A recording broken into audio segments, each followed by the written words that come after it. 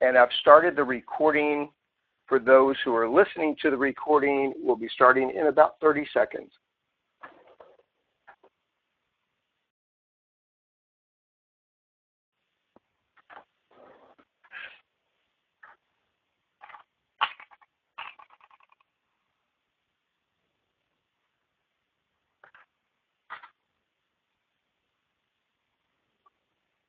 Okay, good evening, everybody, and welcome to the call, and thank you for being here. This is Thomas Kuster. I'm the founder of the Stages of Love and the presenter of tonight's call. For those of you who might be new to the call, it's an interactive conversation, and in the beginning, I will pitch some ideas, some distinctions, something to stimulate the thinking, and then at various times I'll open the call requesting that you share if you'd like. And the way to share is you simply say your first name, and then I'll call on you. So welcome, everybody. You know, it was a funny thing these past, I guess it was about 2 weeks ago, I was having a conversation with somebody, and this topic of happily ever after came up. And then it went into a conversation around happy endings. And I started to look at and consider that you and I as human beings, you know, I was dwelling in an inquiry. Do we live like there should be, or maybe will be, a happy ending? Or perhaps, at least for me, you know, at a personal level, is there a happy ending for me? It was a very interesting inquiry, and as I went into my meditation, and I really had this in the forefront of my mind as I entered into my meditation, and then I let it go, and afterwards I just started to consider a happy ending. Like, really, a happy ending is a kind of superstition, don't you think? It's almost like deep down. Now, you have to really look deep down into yourself and then consider what we teach our children. And by the way, I'm not saying it's right or wrong that we teach them about happily ever after. I really don't have any opinion about that. But just considering it all, right? It's almost like we believe. Now, logically, we know it's not so, but we believe that if we live a particular kind of way, or we act a particular kind of way, or serve humanity a particular kind of way, that we will get rewarded, maybe, with a happy ending. So what's a happy ending? I mean, if you think about it, what is that? You know, I think we'd all agree, well, it's a created illusion or fantasy that started in storybooks because, of course, the book had to end somewhere. But really, if you look deeper, as I did, and if you'll join me into going there, a happy ending for an adult includes, if not in its totality, it at least includes, to escape death. I mean, think about it, you guys. We know it's not logical. And if you talk to anybody one-on-one, you'd never say it out loud, but deep inside, we all think that somehow we might escape death.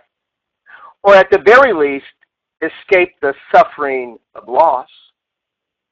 Just consider it for a second. I'm not even saying it's the truth. I'm really not. It's like a real inquiry that occurred for me is true. I don't know how it occurs for you.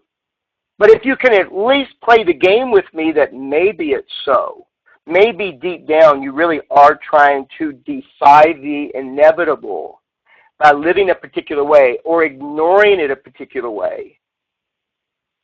So if we could agree at the very least that there are no happy endings, you and I will not defy death, And you and I will not ever in our lifetime escape the suffering of loss. That will not happen. And if in fact we do take the case that there are no happy endings, then how must we relate to life in order to get all the juice out of life? How must we be with this reality? Just think about it. Let it roll around. Scribble some notes down so maybe you have something that you might contribute. Today, right this minute, I'm enjoying the cool breeze outside. And it's not extremely sunny. In fact, there's a little fog moving around the mountain here. It's extremely beautiful. And yet I still hear the birds chirping overhead right here at our home. And I'm experiencing a moment. This moment. And this moment that I'm experiencing, that includes all of you, is in and of itself complete as a moment. So perhaps the shift, perhaps the necessary shift in relationship would look like changing our sights from the whole of it, W-H-O-L-E, the whole of life, like a timeline. You know, we relate to life as a timeline. It has a start and a finish, and our relationship to it, even right now as I speak to you, if you could just take a look, it's automatic. You know, it's built in. Our relationship to it is one whole thing. So this moment, for many of us, could be discounted in hopes of the next moment. But what if the shift to get all the juice out of life is that there's no timeline, there's only moment by moment, and the real job, the real gift, the real happy with no ending is bringing aliveness to this very moment. And then I'm going to have to battle something, because there's definitely something in the way of that. Do not be fooled. Because if there was nothing in the way of that, everybody on this call has heard this conversation in one way or another, the moment-by-moment conversation, in one way or another, that we would be masters of it. And we're not. Not a bad thing. It's just the thing that requires a mastery we don't yet have. So no happy endings, but instead, happy moments. Happy moments. And the work that we're doing here, the work that we do at the Stages of Love, is to encourage people in building a moment-by-moment relationship to life. In fact, not a relationship to life, a moment-by-moment respecting this is life. Bringing honor to this is it. This is it. Anything else is an illusion, and we must start dealing with that we prefer, wouldn't say it out loud, but we must deal with reality that we prefer, for some reason, the illusion. And I assert that we play in the illusion because of this thing we call the shadow. It's actually coined by Carl Jung. So what's a shadow? Well, if you look up a shadow, literally a shadow is a dark area where light is blocked. So there's some object that blocks light, and in the framework of the object is a shadow. Now, I'm taking 10 seconds right now to step out of the conversation to say, I know how easy it is to get distracted over where you are. Okay? I know it's not easy being the listener. And I'm just calling you back. Nothing to make wrong, just making sure that you come back to the conversation and be with it 100%. Because I can assure you, the smaller part of you, the smallest self, the false self, has no interest in this kind of speaking. It has no interest in shifting anything. You know what it's interested in? I'm going to tell you what it's interested in. It's interested in hearing everything it already agrees with and everything it already thinks it's doing right so it can feel really good. And I'm just requesting you let that go without making it wrong, because you know it is our humanity. But in this context, taking the pause button off and coming back, in this conversational context, how we're using the shadow is as a representation of everything you dislike admitting about yourself. So I'm going to say it again. The shadow is a representation of everything you dislike admitting about yourself.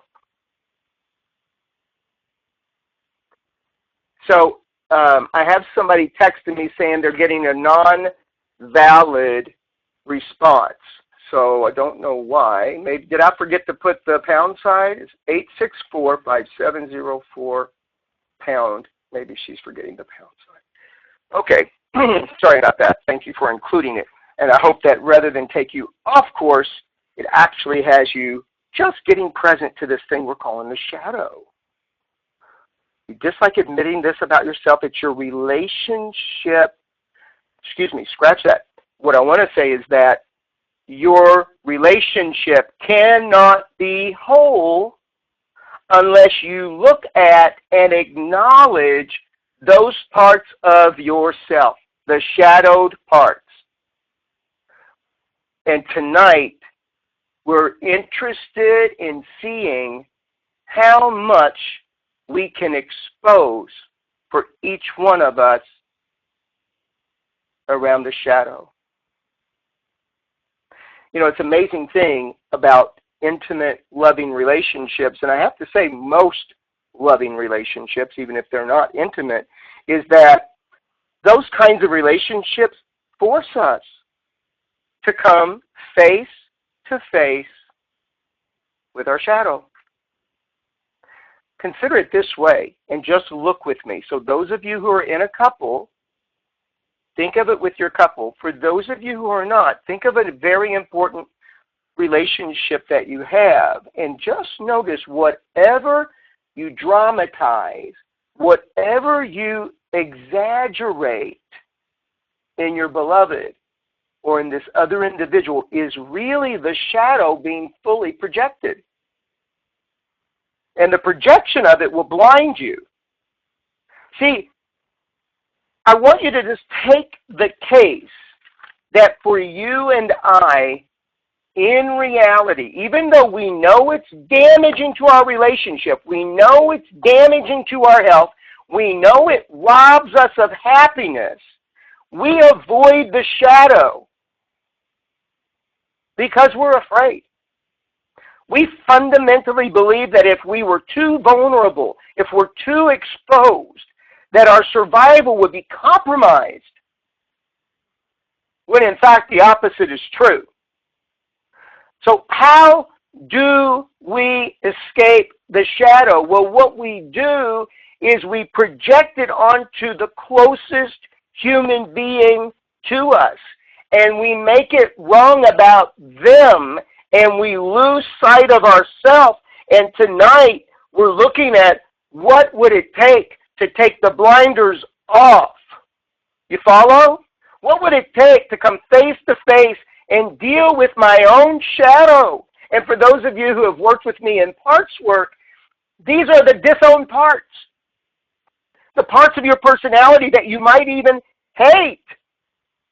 But they're hated so much that they're rejected as even being a part of you.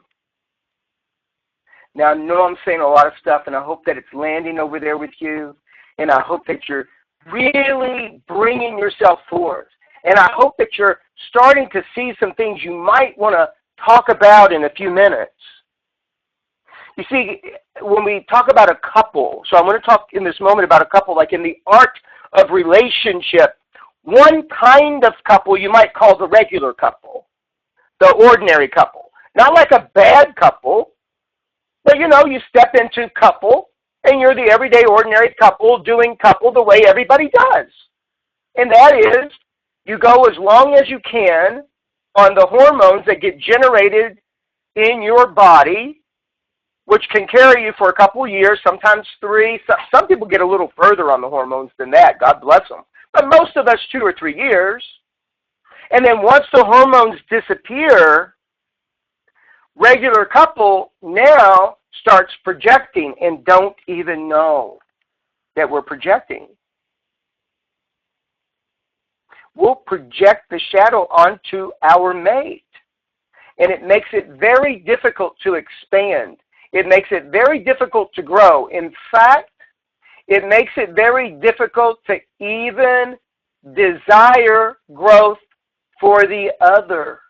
You might even find yourself getting in the way of growth. And you'd never want to admit it because it exists in your shadow, but it has something to do with your own survival at the level of your smallest self. In fact, you know, when we talk about being moment by moment and having that kind of living, I would say in this particular condition, it's impossible. And then we have the other couple, the couple that we might want to call extraordinary. But let me say something about extraordinary, because the automatic listening, the way we hear the word extraordinary is like something that's huge and amazing and so on. I don't want you to hear it that way. I want you to hear it as it's ordinary. It's an ordinary couple that chose something extraordinary. They're taking they're taking extra actions. They're being something extra. And it is the extra that gives them extraordinary and nothing else, which means it is optional for all of us. And by the way, not choosing the extra is still a valid option. But you must deal with that there's a consequence to that. And most of the couples I work with will many times stay very ordinary and bitch about the consequence. I want you to get responsible for the consequence, because there is one. And really deal with which one do you want to be. See, the extraordinary couple will acknowledge the shadow. They'll get real about these parts of their personality. And they'll let it go, move past it. Not like it disappears, but like there's a particular kind of love that you will want to bring to the whole of yourself, including that part. There is no light without darkness. You are your shadow. We are all both saint and sinners, and there's no exception. And where our hearts are really open is in bringing love to the shadow, including the shadow. Examining the shadow and letting go of the pull, P-U-L-L, the pull to project it onto your loved ones. Stay with me. We're going to be sharing soon, so be thinking from there, listening wholeheartedly. I want you to hang up today, bring in a new element to your couple, please. So I said, which do you want to be? And if you want to be the extraordinary couple, how do we shift from ordinary to extraordinary? What is the extra that we need to bring? It takes a lot of energy, you guys. It takes a lot of energy to keep the shadow buried. It takes a lot of energy to suppress our multitude of fears. And it depletes the capacity for us to authentically love. So now, preparing yourself, I'm going to give you 1 minute to think, what is the extra in extraordinary? What is the extra that you bring or could bring? So I'm going to give you 1 minute. So take 1 minute to think a little bit about what you might want to say. And then I'll let you know when the minute is up. You are now unmuted.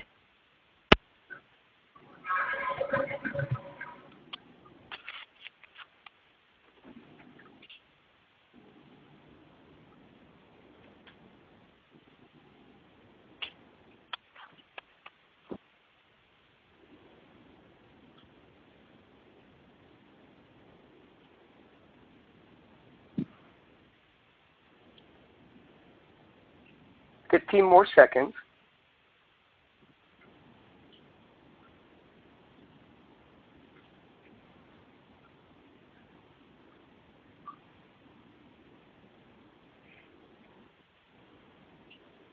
Very good. So who has something that they'd be willing to pitch into the mix of this conversation? Just say your first name.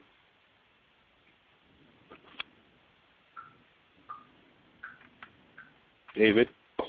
Hey, David. Good evening, sir. Good evening. So you covered a lot of different areas of interest for me. So, and you can touch on anything, David, even though I asked about what is the extra. You touch on anything you want. Perfect. I wanted to go back to the beginning of the conversation about distinguishing happy ending. Yeah.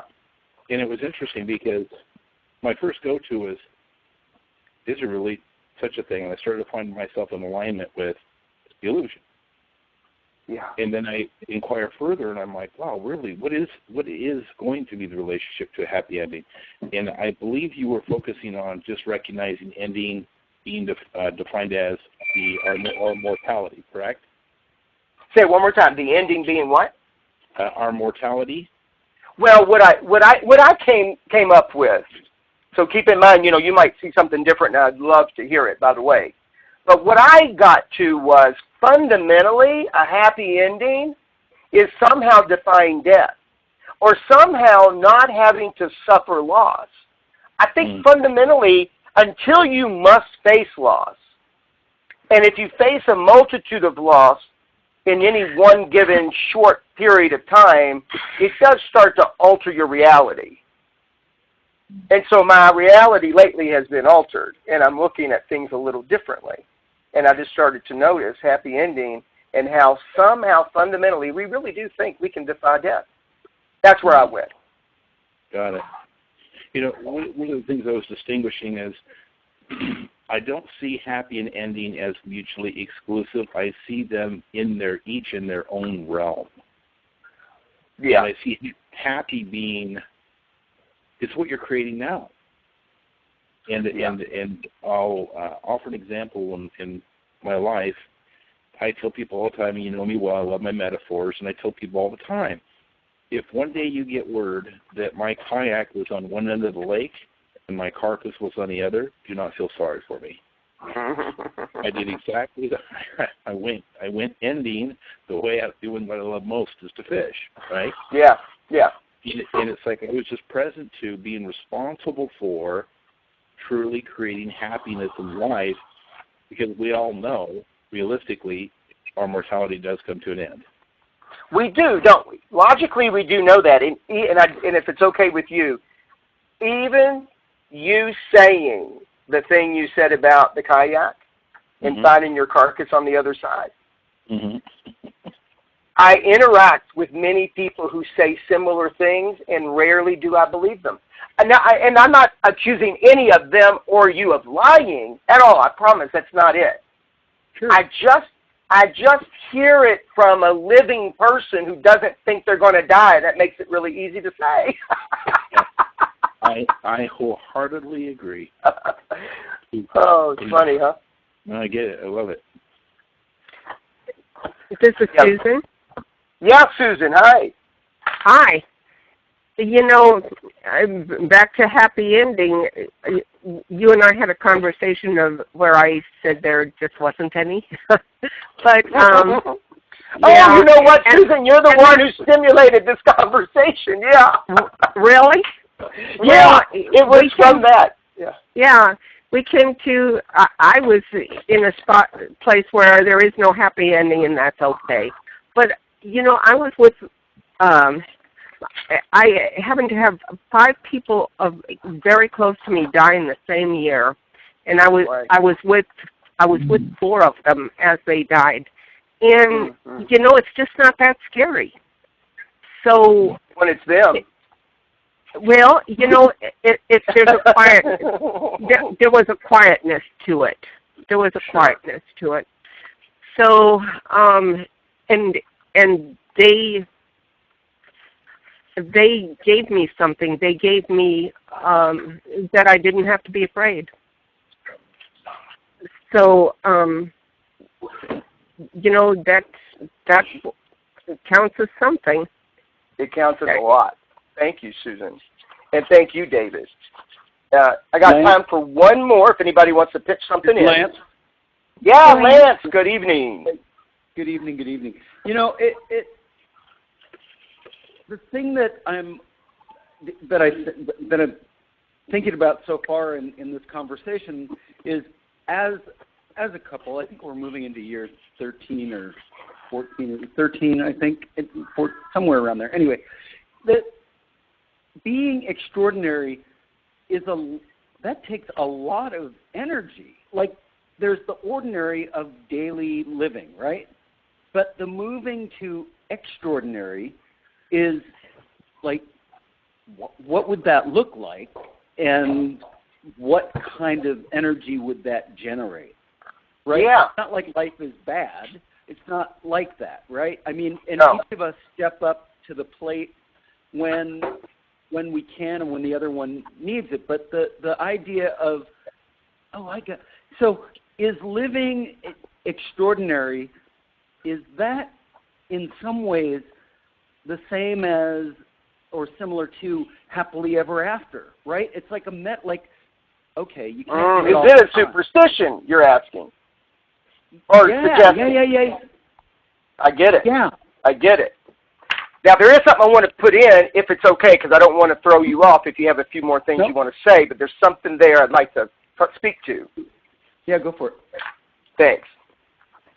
So, very interesting what you said, and I want you to just to hear me as the everyday, ordinary guy talking about putting extra into anything, and hear yourself as that same ordinary guy. That's going to take a lot of energy. I mean, what is it? What are those extra things that I've got to be, do, or have to create this thing I'm going to call extraordinary? And the moment that you said that, and I got this ordinary view, and remember, guys, when I say ordinary view, I'm not minimizing anything. I mean, there is what we come with, and there is the already view, and we have evidence for extra anything takes more. But what I'd like for you to try on just for the fun of it, how much energy does it take resisting that you don't have what you want? I mean, there's so much energy, I may not have said that quite right, but there's so much energy we put into resistance. Resisting the way it is, resisting the way I am, resisting the way you are, resisting the way the relationship is. And 13 years later, still doing that. How much energy is that? And maybe all the extra for extraordinary is I don't do that anymore. And 13 years from now, I can say for 13 years, I didn't resist any of it at all. Because I think when we talk about extra, or extraordinary, the energy that we must generate isn't for the extraordinary that we're distinguishing, but it's actually geared towards how do I get what I think I want, how I want you to be, how I want this to be, and even how I want to be. So that's just to stimulate the other side of the same coin. Cool? Got it. Wow. That landed for me quite well. Beautiful. Now I'm going to mute. I'm going to mute you, and we will come back again, guys, okay? You are now muted. Okay, so now you're going to have another minute or two to think.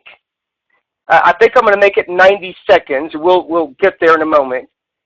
So this whole thing about the shadows, I want you to bring all your attention back to this thing we're calling the shadow, and the shadow is a representation of everything you dislike admitting about yourself. It is the parts of your personality you resist, you might disown, you might even hate.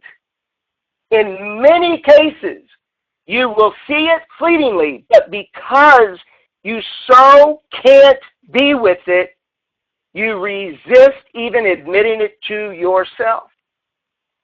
And if that's where you are, you may or may not know that you are. But if that's where you are and you know that's where you are, I want you to offer yourself forgiveness about that. Forgiveness that you're not quite there yet. Forgiveness that you're not ready to dance with that side yet. And just be with the forgiveness of it, like there's no pressure. There is an opportunity, but there's no pressure from me or from you on yourself, because everything will unfold. That we can be certain of. So pay attention, because now I'm going to give you some direction and give you about 90 seconds to consider it. Look closely right this moment at your shadow, the best that you can. And if you're not able completely, then just bring your attention to the things that you dramatize and exaggerate in your beloved. The things that you accuse he or she of, that they're too much this or that, even if it's in your own head. And then try to pull it back on yourself and see what you see there. Look closely at the shadow and make notes about whatever you see. And then we're going to look at what it takes to forgive yourself that you just couldn't be with it before. And then I'm going to ask you to generate courage, because you've got to have some courage to be with a part of yourself that you really, really dislike admitting that that's even you. And then I'm going to ask you to generate and bring trust to the conversation. Trust in the existence, trust in life energy, trust in God. However you see the force, you're bringing trust to that on the other side of confronting the shadow, you are way bigger, way better than you ever thought you could be. So during the 90 seconds, I'll come back and remind you. I'll say, okay, don't forget to bring some forgiveness. I'll say something like generate courage and trust. I might do that throughout. So just let that be in the background. Let me get the clock going, and I'm going to give you 90 seconds beginning now. Thank you.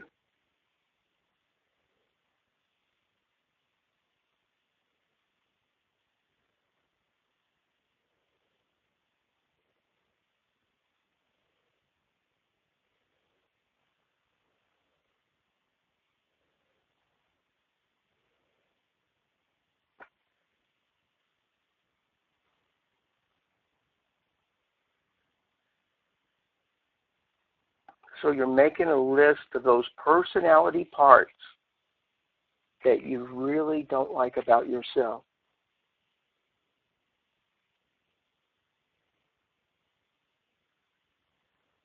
And in any way that you understand it, generate forgiveness for not having been with it before now. And then be courageous so that you can really dance with it, not trying to change it or take it away. And trust who you really are is way bigger.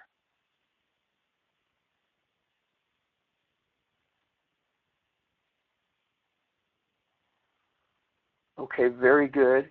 That's 90 seconds. So just you can continue scribbling down because I'm going to talk for another minute or two. So, you know, as I did this exercise myself, I feel like it's critically important that I share with you my shadow. So as I looked into the darker side of myself, and I looked at the parts of my personality I really dislike admitting, the ones that seem loudest to me right now in my life were, number one, jealousy. I have a particular flavor of jealousy, and I don't like it. And I do whatever I can to hide it, push it aside, project it. That is a big part of my shadow. Another part of my shadow is I'm always, as far back as I can remember, as young as I can remember, I'm always torn between winning and not beating somebody at something. It's like I am competitive, and yet when I bring forth my competitiveness, I feel guilty inside that somebody else has to lose. A part of me is constantly, at some level, be it low or high, driven for approval, driven to be liked. And the last part of my personality that's in my shadow is that I'm very gay. Now, what I want to say about all of it, and what we all want to be responsible for, is to expose your shadow doesn't mean that you haven't dealt with it in a powerful way, and then there's more to go. Okay, so I express myself that way, especially in this arena of being gay. You know, one of the things that I really got, you know, I've been out for a really long time, so that's not an issue. But I realized that I had an opinion that to be some other way was better, therefore this isn't a good way to be. I hope that makes sense to you, because I didn't change anything about the gay thing other than I gave up there's anything to change about me. You see, I think that's distinct, and I wanted to make that distinction so this doesn't become about an element and really becomes about just what you said, Lance, getting conscious to the energy you're bringing to it and the kind of energy you're using. So I think that gave you guys lots of time to think and to write. I'm opening the lines. You are now unmuted. And I know it's not an easy share, and I hold nobody's feet to the fire, and I will call nobody out whatsoever. Is there anybody who would like to step up and share what you see in your shadow? I will, Hunter. Who is this? Hunter? Oh, Hunter. Good evening, Hunter. Thank you. Please. The part of my shadow that I really dislike is just how judgmental I am, and how also envy. I think I thought it was jealousy, but it's actually not. I think it's envy. Yeah. And I find at this stage of my life, I'm 57, and I've never ever, I'm suddenly becoming aware that I'm 3 years off, 2.5 years off being 60. Mm-hmm. And so I have envy for younger people. Yeah. Got it. Like I missed something, or I missed some opportunity, and I don't like that. I want to and I'm around young people a lot. I want to celebrate that, but I don't know. I don't know if this is shadow or not. Definitely the judgmental part is. Absolutely. Yes. And I think that. Yeah, go on. Sorry. No, please. No, you please. Go ahead. No, I was going to say another thing I don't like. Oh, okay. Go ahead. Say the other thing you don't like, because what I was going to say is not important enough. I think I'm very stingy and incredibly generous. But yeah, there's always two sides, right? Yeah. There's the stingy part of me that comes from scarcity that I hide that one. I don't even like that at all. That's great. Thank you. Thank you for doing that. Pleasure. Good work, Hunter. And then there's nothing to do with these, you understand? Not exactly. Yeah. I'll say a few things, but there's nothing to do with them with any effort. Anybody else? We got time for one more. Yes, Joanne. I came up with a kind of a list. So, like, one is I can be very strong-minded, and in some ways I hold that as a saving grace that I've been able to succeed some places that took extraordinary effort. But I realize that it can be a part of me that is not fun for those I care about, and I don't want to acknowledge that. I think that I think I know what's best in situations. So if somebody comes to me with a problem, I think I know, well, if it worked out this way, that's what's best. And yet I've lived long enough now to know I have no fucking clue what's best for other people. Yeah, and if they don't, and Joanne, if they don't relate to you as you know what's best, what is your experience, your expression, your way of being? Well, that is the last thing I came up with, is I can get pissy when people aren't what I expect them to be, or appreciate me, or listen to me, or reach out to me, or if they treat me in a way that I don't think they should treat me. Okay. What else? I have a need to feel like I have control. And that would be the strong-minded also, right? Yep. And I will go through great lengths to have the essence of feeling safe. And I think it's a false sense of feeling safe. I just think I'm safe. Like if I coordinate every step of the way, make sure there's food, there's water, that I have a way to get there, a way to get back. Oh, wait a minute. So is this all about the control? I don't. Or is it different? I think it's a different one. Okay. I think I have an extraordinary need to feel safe. Okay, got it. Need to be safe. And you don't like that exposed.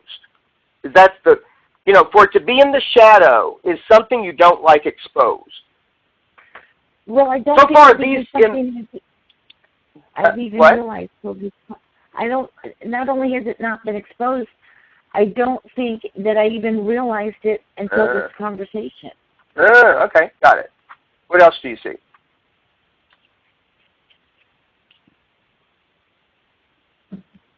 I don't feel that I'm as successful in life as I should be. Got it. And if you're not as successful as you should be, what do you call that? What does the shadow call that? Disappointed. The shadow's awfully nice to you. Oh, I didn't think so. Okay. Got it. What else? That's all I came up with in 90 seconds. Okay. My shadow kind of relates to me in this whole I'm not as successful as I should be, as, like I'm an idiot. Like I really see that I am. And you know what? This actually could go in my list. I'm slow. I am slow, and I look at my my family history and how it's all connected, I say, wow, I think we're all a little slow. I mean, okay, I picked up the pace a little bit, but fundamentally, I think, man, I'm borderline stupid. I mean, and this is like, that's how my shadow talks to me. It's really a horrible experience. And that's the reason I said, yours sounds pretty nice. Gosh, Joanne, you're not as successful as you should be, Thank you guys for sharing, Joanne. Thank you very, very much for stepping out, each one of you. Is there anybody else before I move on? David? Okay, very good. Yeah, David, go ahead. So, two parts. The term shadow is a new term for me, and I'm just being with the conversation, giving up the attachment to want to correct or argue something, right? Oh, I want to go back. Yeah, it's just a new distinction for me that I recall. Lance and his sharing really hit something with me when you look at life and you say, and you recognize how busy you are, how much you're accomplishing, be it whatever game you're up to, and career, community, whatever.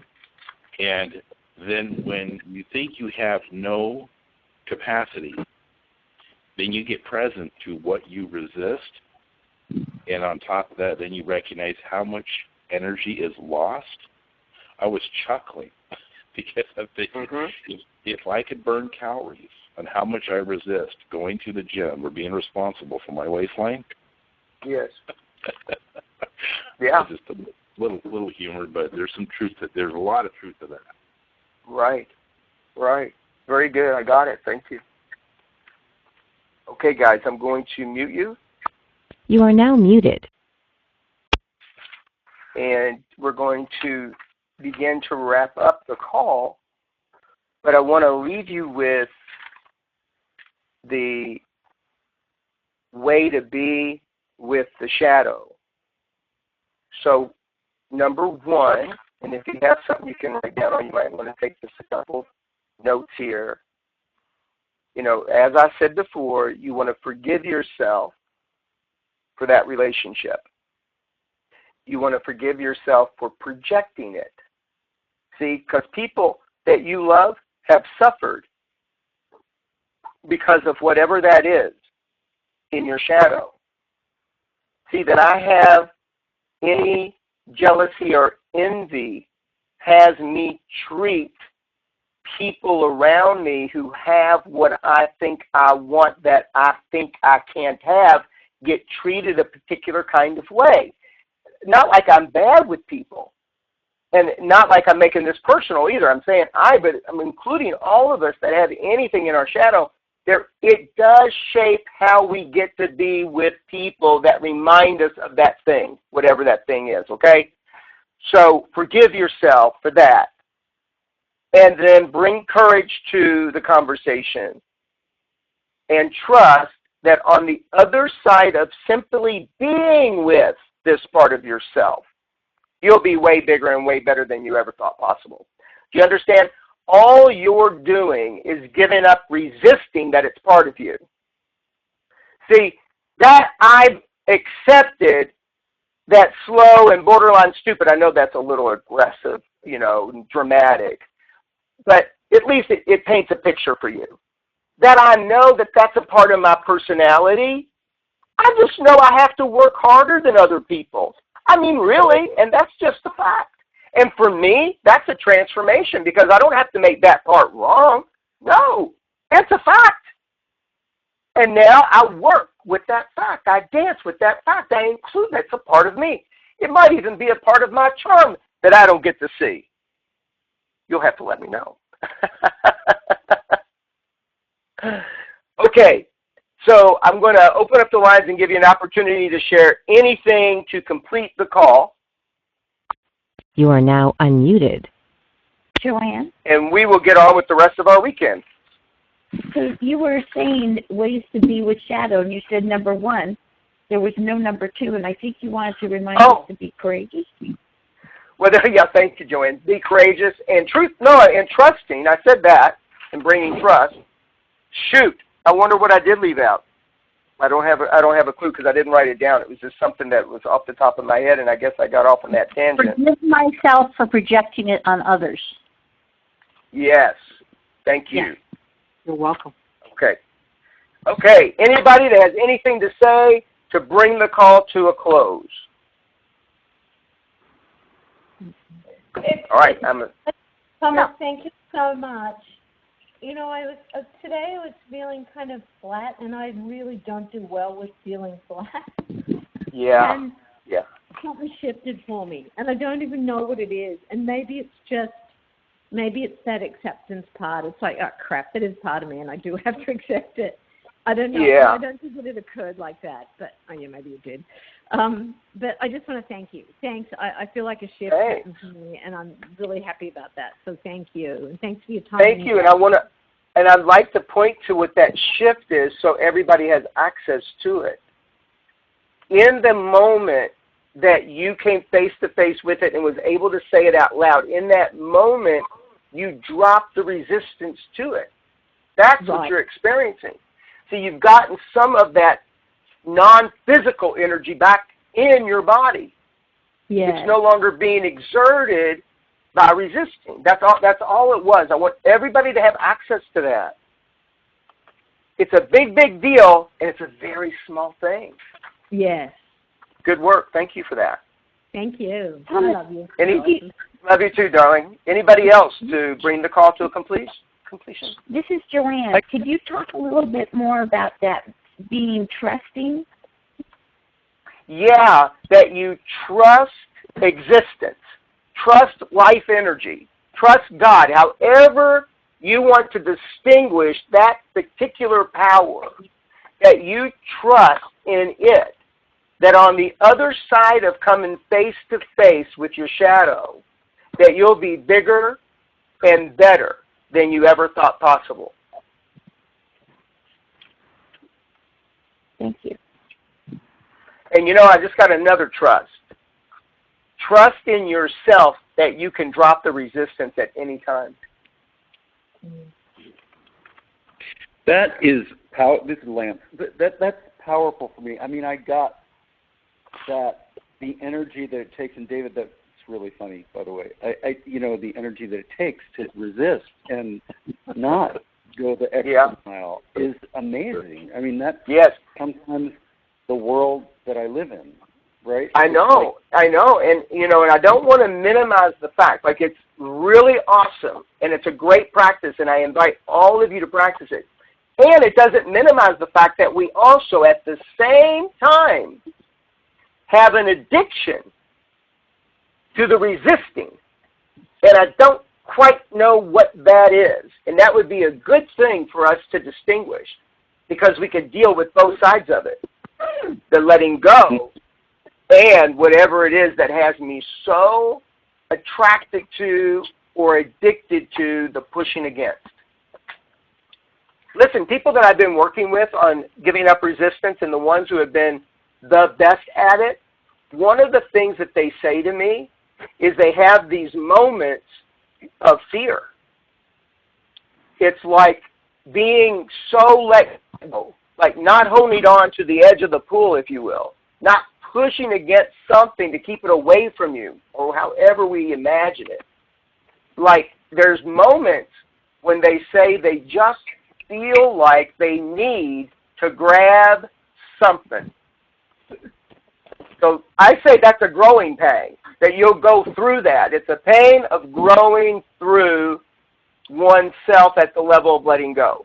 You practice letting go, and that naturally has you learn to surrender. Surrender to what? Well, you're going to surrender to life energy. You're surrendering to aliveness, surrendering to God, or surrendering to life unfolding, like that. And then, Thomas, Thomas, this is Jed. Hi, Jed. Hey, how are you doing? Good. How are you? I did say that I had a little inkling of that addiction. Oh, tell me. Yeah.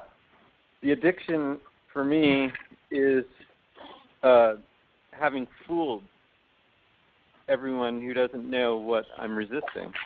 Oh, gosh, yeah. because it's like I'm invisible.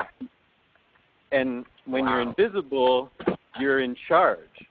And no one knows what it is that you're pushing away. They can't see the slip under your dress, you know. Yeah. Wow. That's good. That's very, very good. Well, and I have to say and acknowledge that I noticed, I said, so what are we going to say a few things to complete? And then I started getting off into a whole other conversation, as I'm so good at doing sometimes. So I'm not going to do that to you. It's been awesome. You've been extraordinary. I'm sure that there's those of you on the phone that I know, and I want you to know that I love you. There's people on the phone that I've never met. Thank you for being on the call. And our call next month will be on August 21st. I'm looking for at 6 p.m. And the title of the call is Love is Misunderstood. And then lastly, I want to remind people that on August 4th, which is a Thursday evening in Sacramento, 7 p.m. to 10 p.m., I'm doing a program, a workshop called The Quantum Leap, Living Within Energy. It's $20. For those of you who are not registered, you can go to the website and register. I'd love to have you there. If you're out of the area, there will be a live stream webinar being recorded at the same time. So you can still register, pay the $20, and then you can be online. Get very committed, you guys, to this very moment. Get very committed to this moment being full of aliveness. Just this moment. And get more interested in this moment versus a timeline called your life.